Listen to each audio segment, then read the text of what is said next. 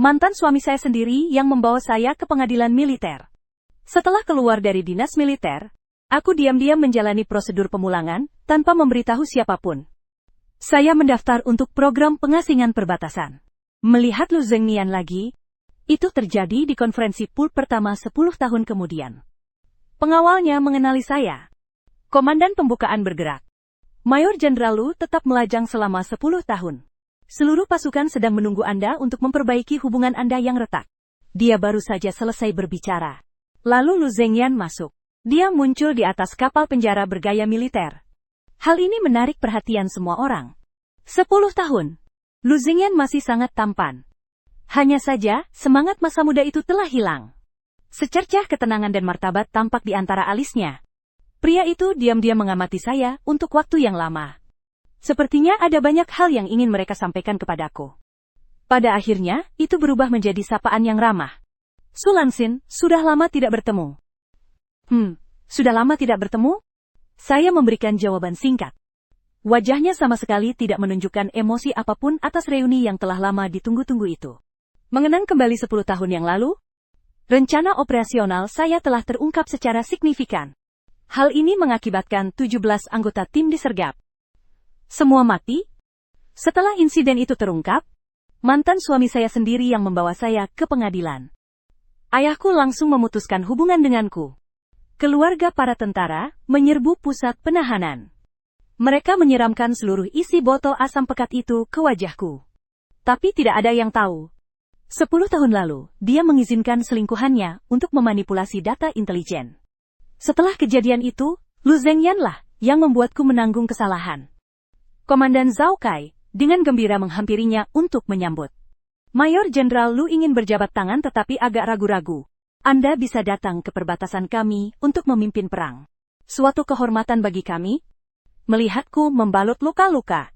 Zhao Kai sengaja berbalik dan memanggilku Dr. Su. Kenapa kamu tidak datang dan menyapa Mayor Jenderal Lu? Mayor Jenderal Lu adalah Mayor Jenderal termuda di seluruh Angkatan Darat. Suatu kehormatan bagi kami untuk bertemu dengannya.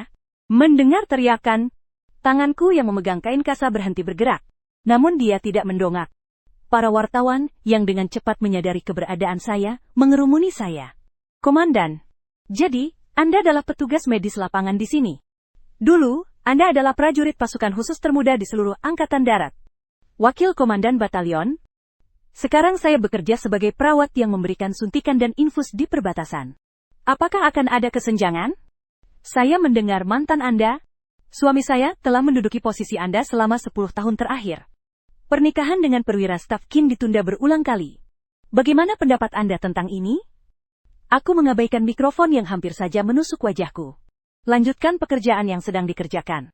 Namun, tangan yang memegang botol obat itu gemetar tak terkendali. Saya sangat mengenal metode Lu Zhengyan. Saya sama sekali tidak percaya dengan apa yang disebutnya sebagai permohonan tersebut. Diam-diam selalu waspada. Situasi tetap buntu. Sampai Lu Zhengyan menghampiriku, dia menghalangi kamera dengan tubuhnya. Hari ini adalah urusan pribadi antara saya dan mantan istri saya. Tidak ada wawancara. Silahkan pergi. Dia menoleh padaku. Mata Sulansin tampak rumit. Dia terdiam sejenak. Pada akhirnya, yang mereka katakan hanyalah, sudah lama tidak bertemu. Setelah bertahun-tahun, setelah mendengar suaranya, tanganku gemetar. Botol obat itu terbanting ke tanah. Pecahan dan ramuan berserakan di mana-mana. Pecahan kaca melukai tanganku. Darah menetes dari ujung jari. Lu Zhengyan buru-buru meraih tanganku. Bagaimana bisa kamu begitu ceroboh? Aku segera menarik tanganku dan meminta maaf kepada Zhao Kai di gerbang. Maaf, saya akan membersihkannya. Biaya botol obat akan dipotong dari gaji saya. Saat ini, suara lembut seorang gadis terdengar dari ambang pintu saat dia membuka matanya. Apa yang kamu lakukan di sini? Tiba Mentiaigi, meninggalkan pangkalan? Saya dan orang tua saya sangat khawatir. Aku mendongak. Qin Yue masuk sambil tersenyum. Ia secara alami meraih lengan Lu Zhengyan. Cium dia di bibir. Dia ikut serta dalam misi Fox Hunt 7-10 tahun yang lalu. Memanipulasi informasi. Pelaku sebenarnya yang menyebabkan kematian rekannya, dia juga tunangan Lu Zhengyan saat ini. Di belakangnya, Orang tua saya, yang memutuskan hubungan dengan saya 10 tahun lalu, berdiri di sana. Su Jianjun dan Lin Hui. Qin Yue menatapku dengan senyum menghina dan memanggil Komandan Batalion Sufu. Sudah lama tidak bertemu denganmu. Ngomong-ngomong, orang tuamu sekarang telah menjadikan aku anak baptis mereka. Haruskah aku memanggilmu saudara perempuan? Aku menatap orang tuaku. Mereka sudah banyak berubah menjadi lebih tua. Rambut benar-benar putih, tubuh terjerat. Rasa sakit yang lembut muncul di hatiku. Jika mereka tahu, anak baptis inilah yang membunuh rekannya. Apa yang akan dipikirkan oleh pelaku sebenarnya yang menghancurkan kesolehan saya? Su Jianjun menatapku dengan dingin. Kami hanya memiliki satu anak perempuan, Yue. Kesalahan komando semacam ini menyebabkan kematian rekan-rekan seperjuangan. Aku merasa jijik hanya dengan melihatnya. Lin Hui menggertakkan giginya sampai dia membuka matanya. Mengapa Anda mencari sampah militer seperti ini? Akan lebih baik jika dia meninggal di perbatasan. Kata-kata orang tua. Biarkan komandan. Semua orang di ruangan itu menatapku dengan tatapan aneh. Aku memalingkan muka. Menahan rasa sakit hati, aku menolak untuk menatap mata mereka. Lu Zengyan menghela nafas. Jangan salahkan orang tuamu. Apa yang terjadi saat itu merupakan pukulan telak baginya. Dia menyerahkan kartu nama berhiaskan emas kepada saya. Saya berhutang budi banyak padamu. Hubungi saya kapan saja jika diperlukan. Saya tidak menolak kartu nama Lu Zengyan. Atau lebih tepatnya, saya memperlakukannya seperti pengunjung lainnya. Saya menerima kartu nama itu dengan sopan. Lalu, dia dengan santai menyingkirkannya. Saya tidak percaya Lu Zengyan menemukan tempat ini secara kebetulan. Aku tidak ingin berhubungan lagi dengannya. Namun, 3 hari kemudian saya menerima telepon dari Zhao Kai. Dokter, saya sangat menyesal. Saya tidak tahu sebelumnya, bahwa Anda adalah wakil komandan batalion dari Batalion Operasi Khusus. Saya mohon maaf telah merepotkan Anda. Bonus kehadiran penuh bulan ini akan dihitung untuk Anda. Langsung ditransfer ke kartu Anda. Kamu tidak perlu datang besok. Sebelum saya sempat menjawab, dia buru-buru menutup telepon. Saya menelpon kembali. Saya telah masuk daftar hitam. Saya juga menerima pesan teks yang mengkonfirmasi gaji saya sebesar 4.500 yuan. Masih ada 1.000 lagi. Uang sebesar 1.000 ini dianggap sebagai kompensasi. Perjuangan jari kelingking kita tak mampu menahan badai. Jika kamu tidak datang lagi, saya langsung menyadari bahwa Lu Zengyan yang melakukannya. Benar saja, teleponnya datang tak lama kemudian. Saya tidak bisa membatalkan kasus Lan Xin waktu itu. Namun Anda pasti akan mendapatkan kompensasi dalam bentuk lain. Petugas medis di medan perang menghadapi tugas yang sangat berat. Saya sudah membantu Anda berhenti dari pekerjaan Anda. Aku membelikanmu sebuah villa di Haixi.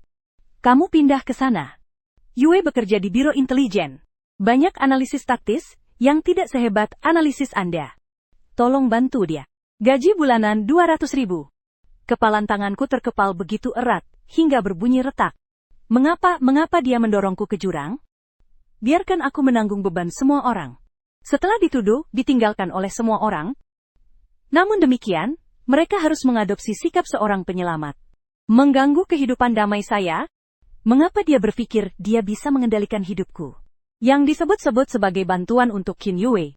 Dia hanya ingin aku menjadi bayangannya. Kata-kata Lu Zengyan membuatku merasa jijik dan mual. Aku menekan amarahku. Terima kasih atas kebaikan Anda, Mayor Jenderal Lu. Tapi aku punya kehidupanku sendiri. Tolong berhenti mengganggu saya. Terdengar keheningan panjang di ujung telepon. Su Lanxin, jangan keras kepala. Seorang jenius sepertimu, kebahagiaan hanya dapat ditemukan di posisi kepemimpinan. Saya akan menjamin penghidupan Anda. Biarkan kamu mengeluarkan bakatmu. Apakah ada hal lain yang membuat Anda tidak puas? Jika Anda terus menolak, aku harus melakukannya dengan caraku sendiri. Tutup teleponnya. Rasa gelisah tiba-tiba muncul dalam diriku. Siang itu aku memahami metodenya.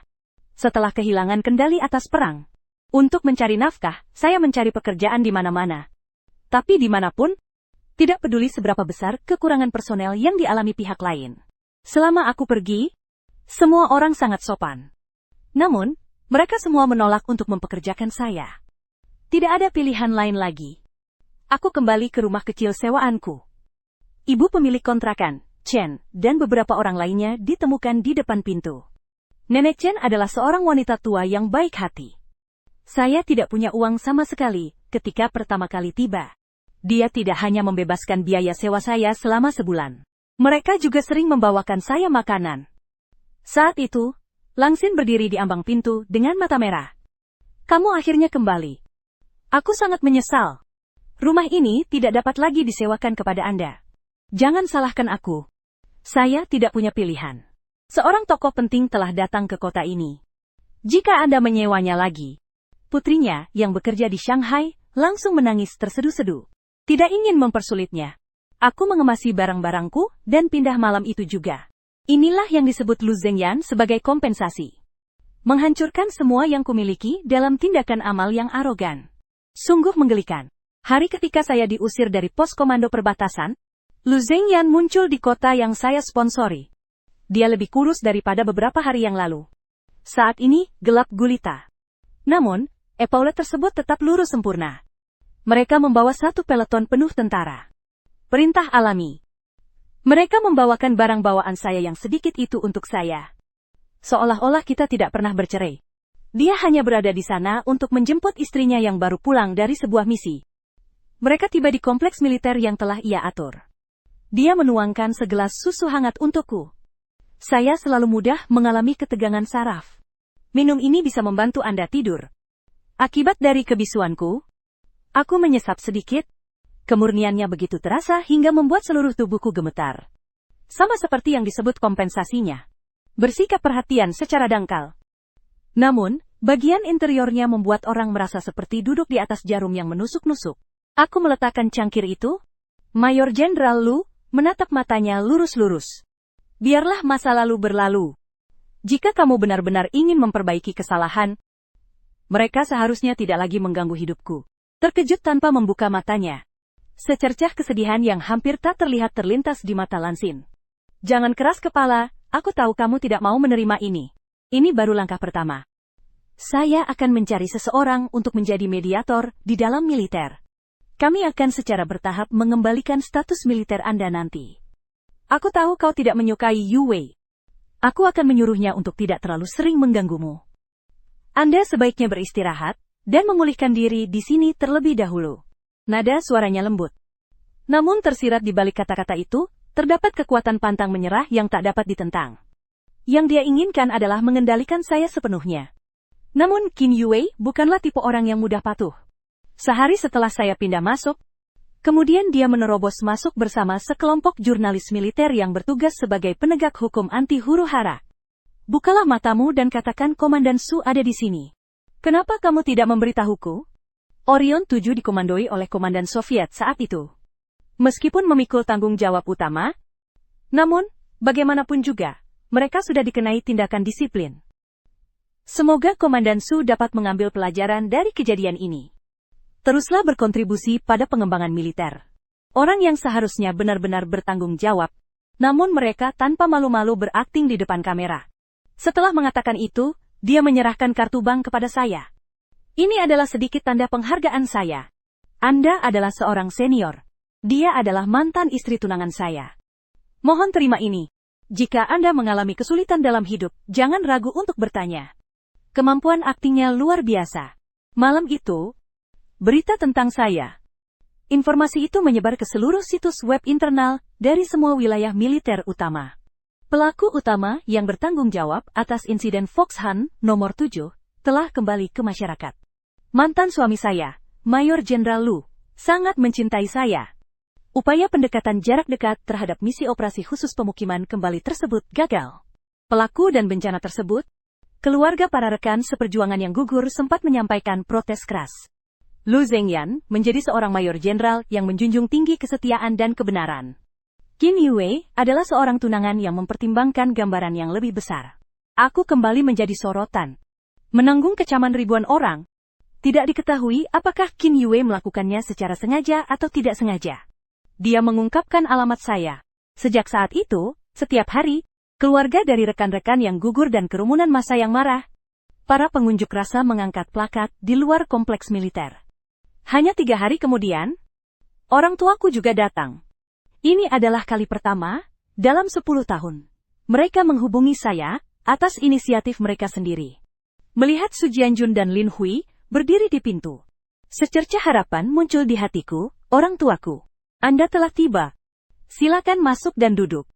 Namun Su Jianjun hanya menatapku dengan dingin. Kami tak berani memasuki pintu rumah penjahat yang membunuh rekan-rekan kami. Lin Hui bersandar lelah di kusen pintu, berkata kepada Lan Xin.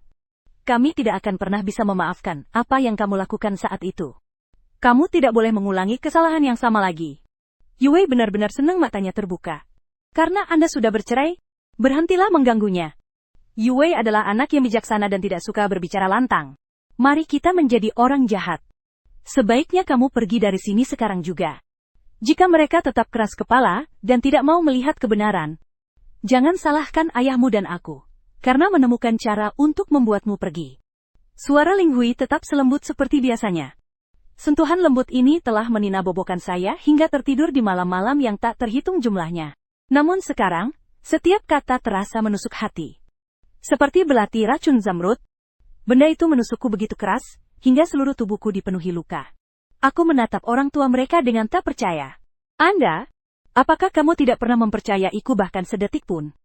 Jika saya mengatakan, semua yang saya derita, semua itu adalah ulah Qin Yue yang menjebaknya.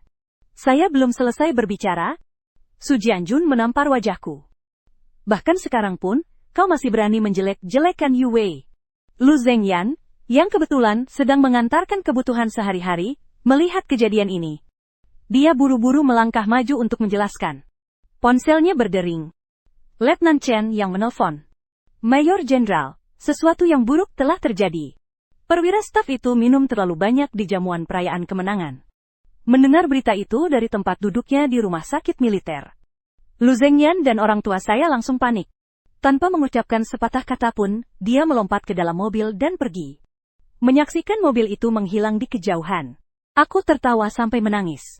Ternyata, apapun keluhan yang saya derita, akulah yang dipukuli. Tak satu pun dari mereka yang bisa dibandingkan dengan kehebohan kecil yang dibuat Qin Yue.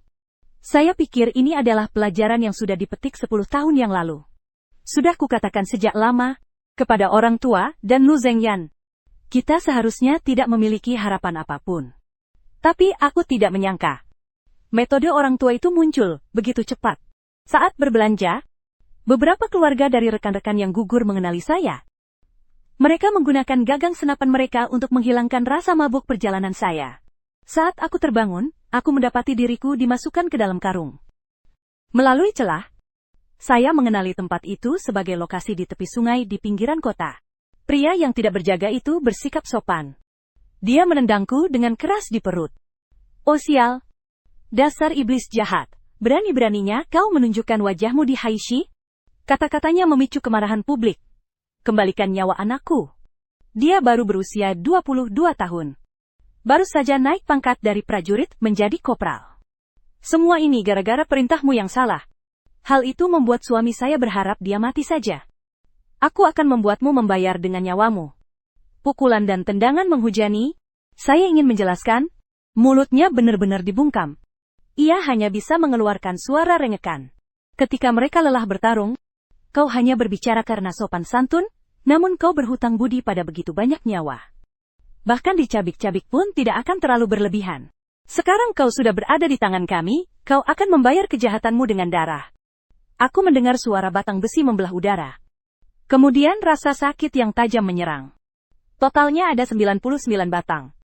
Aku pingsan berulang kali. Aku terbangun karena disiram air dingin lagi. Anda dapat merasakannya dengan jelas. Suara tajam setiap tulang yang patah.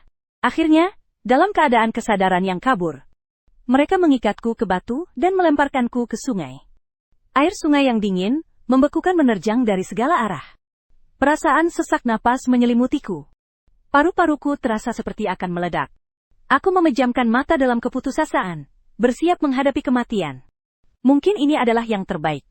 Kehidupan ini terlalu pahit dan melelahkan. Saatnya beristirahat.